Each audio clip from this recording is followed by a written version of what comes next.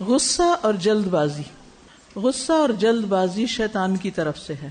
رسول اللہ صلی اللہ علیہ وسلم نے فرمایا غصہ شیطان کی طرف سے ہے. رواہ ابو داؤد. قرآن میں موسیٰ علیہ السلام سے روایت کیا گیا ہے کہ وہ اپنے دشمن کے قتل پر نادم ہوئے کیونکہ انہوں نے یہ کام غصے کی حالت میں کیا تھا. اللہ تعالیٰ کا فرمان ہے وَدَخَلَ الْمَدِينَةَ عَلَى حِينِ غَفْلَةٍ مِّنْ أَهْلِهَا، اور وہ یعنی موسیٰ داخل ہوئے شہر میں اس کے رہنے والوں کے غفلت کے وقت، یعنی جب سو رہے تھے مثلاً وہ. فَوَجَدَ فِيهَا رَجُلَيْنِ يَقْتَتِلَانِ، انہوں نے دیکھا کہ وہاں دو لوگ آپس میں لڑ رہے ہیں. هَذَا مِنْ شِيعَتِهِ وَهَذَا مِنْ عَدُوِّهِ، یہ ان کے گروہ میں سے تھا اور وہ دشمن کے گروہ میں سے، یعنی فرعونیوں میں سے. ایک اسرائیلی تھا اور ایک فرعونی. فَاسْتَغَاثَهُ الَّذِي مِنْ شِيعَتِهِ، تو مدد طلب کی اس نے جو یعنی اسرائیلی تھا موسیٰ علیہ السلام کے گروہ میں سے تھا، عَلَى الَّذِي مِنْ عَدُوِّهِ، اس کے خلاف جو ان کے دشمن میں سے تھا.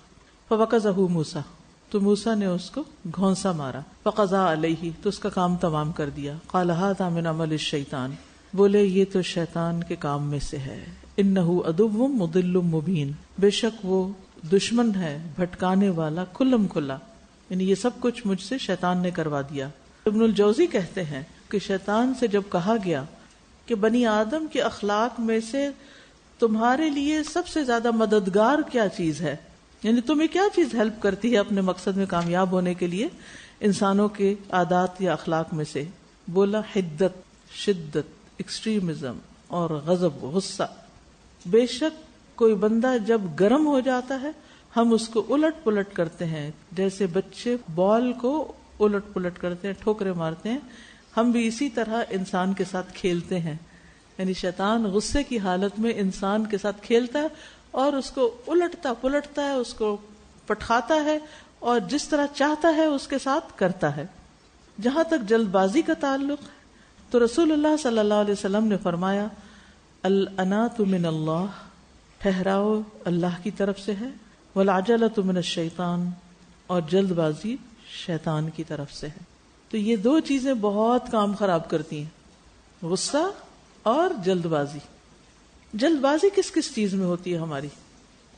لوگوں کی بات کاٹنے میں، ان کی بات پوری نہ سننا، جلدی سے جواب دے دینا، ادھوری بات سن کے جلدی ججمنٹل ہو جانا، یا پھر یہ کہ غصہ جلدی کر لینا، یا پھر یعنی جلدی مچا دینا کسی بھی کام میں، اور جلد ڈیسیژن لے لینا بغیر سوچے سمجھے، کوئی کام جلد بازی میں شروع کر دینا بغیر پلاننگ کے کہ بس فوراً ہو جائے، جلدی جلدی کھانا، جلدی جلدی پینا، ہر چیز میں جلدی مچانا. تو اس سے پھر یہ ہوتا ہے کہ انسان کام خراب کر دیتا ہے. اور اسی طرح غصہ جو ہے وہ بھی انسانوں کے اندر بہت سے تعلقات کی خرابی کا باعث بنتا ہے. عبد الرحمن بن ابی بکر کہتے ہیں کہ حضرت ابو بکر اپنے مہمان لے کر گھر میں آئے، یعنی کچھ لوگوں کو گھر لے آئے، پھر شام ہی سے آپ خود تو نبی صلی اللہ علیہ وسلم کے پاس چلے گئے. جب واپس آئے تو میری والدہ نے کہا آج آپ مہمانوں کو چھوڑ کے کہاں چلے گئے تھے؟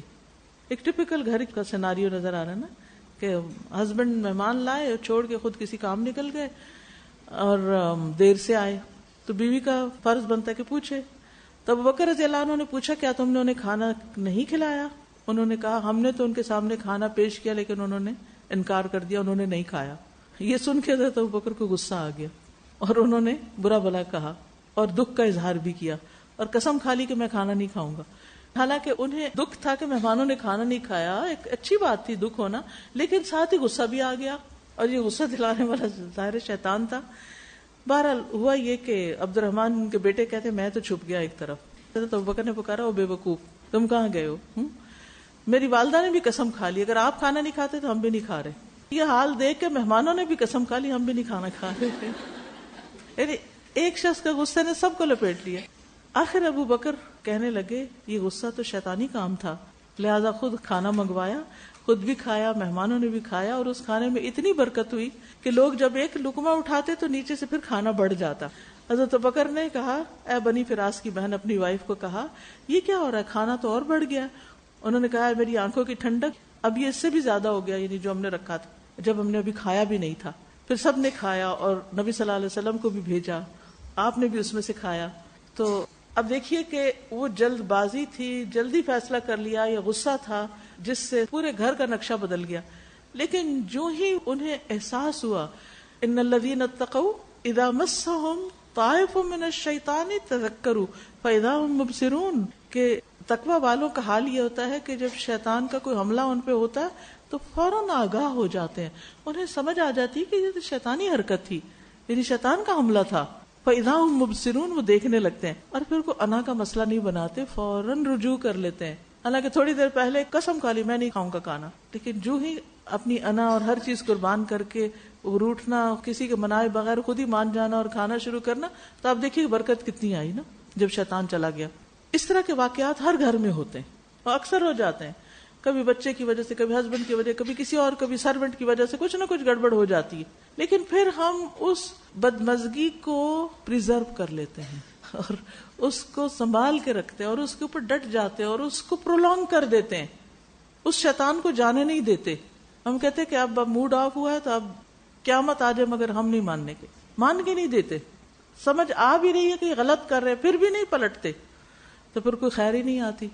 یہ جو واپس پلٹنا ہے نا، اپنی غلطی کا احساس ہوتے ہی اس غلطی کو چھوڑ کے صحیح رستہ اختیار کرنا ہے، یہ اللہ کو بہت پسند ہے اور شیطان کو سخت ناپسند ہے، کیونکہ شیطان اپنی غلطی پر اڑ گیا تھا اور آدم علیہ السلام نے کیا کیا تھا؟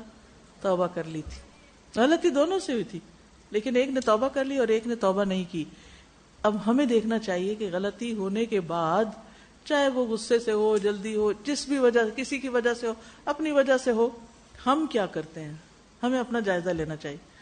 کیا ہم جو ہی ہمیں احساس ہوتا ہے کہ یہ غلط چیز ہے، ہم اس غلطی کو چھوڑتے ہیں یا نہیں چھوڑتے؟ اپنی غلطی کا اعتراف کرنا بہت بہت بڑے دل کی بات ہے اور بہت زیادہ فائدے کی بات ہے، اور صرف ایک ایکسپٹ کرنے کی بات ہوتی ہے، ورنہ مشکل کچھ بھی نہیں. ہم اس وقت کہتے ہیں کہ لوگ کیا کہیں گے، اچھا پہلے کیوں کیا تھا ایسے، ہمیں تانے دیں گے. نہیں، کسی سے ڈرنے کی ضرورت نہیں، فوراً کہہ رہے ہاں یہ مجھ سے غلطی ہوئی تھی. اگر ہم ان کیفیات سے نکلنا جان لینا تو بہت سے مسئلے حل ہو جائے، وہ لمبے پڑے ہی نہ اور یہ طلاقوں تک نوبت ہی نہ آئے. بہت سے گھروں میں مسائل بس اتنی سی بات سے شروع ہوتے ہیں، اسی طرح کے جھگڑے سے شروع ہوتے ہیں، وہ کہاں سے کہاں پہنچ جاتے ہیں، کیونکہ کوئی بھی پلٹنا نہیں چاہتا. واقعی کوئی ریزن نہیں ہوتا، کچھ نہیں ہوتا، بس صرف آپ نہیں کرنا ہے جیسے کچھ ہوا ہی نہیں، اور آپ یہ کر سکتے ہیں، کچھ ہوا ہی نہیں، سو واٹ، کیا ہوا. مسئلہ نہ بنائے چیزوں کو. دیکھیے کچھ لوگوں کے مزاج فرق ہوتے ہیں، کچھ لوگ کبھی کبھار غصہ کرتے ہیں اور بہت سخت کرتے ہیں، کچھ لوگ غصہ کرتے ہیں مگر جلدی غصہ ٹھنڈا ہو جاتا، کچھ لوگ جلدی نہیں کرتے مگر بہت دیر تک غصہ. مختلف مزاج ہوتے ہیں، اس لیے ہر ایک سے الگ طرح سے ڈیل کیا جاتا ہے. لیکن جس وقت وہ میدان جنگ گرم ہونا تو اس سے پیچھے ہٹ جانا بہتر ہے، جگہ چھوڑ دینی چاہیے.